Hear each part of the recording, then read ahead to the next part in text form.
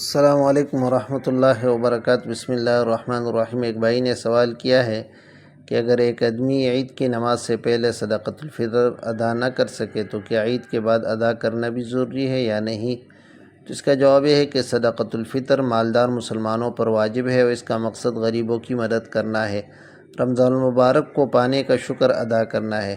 جب تک اسے ادا نہ کر دیا جائے وہ اس کے ذمہ دین رہے گا۔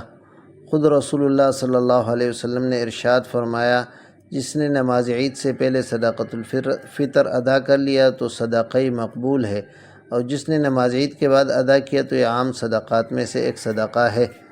ابو داؤد حدیث نمبر 1609 پر ہے، ومن اداها بعد الصلاۃ فہی صدقۃ من الصدقات۔ اس سے معلوم ہوا کہ عید کے بعد بھی صدقۃ الفطر ادا کرنا یہ واجب رہتا ہے، ادا کیے بغیر ساقط نہیں ہوتا۔ ہاں، عید سے پہلے صدقہ کرنے میں اجر زیادہ ہے اور عید کے بعد کم ہے، واللہ تعالی عالم بالصواب۔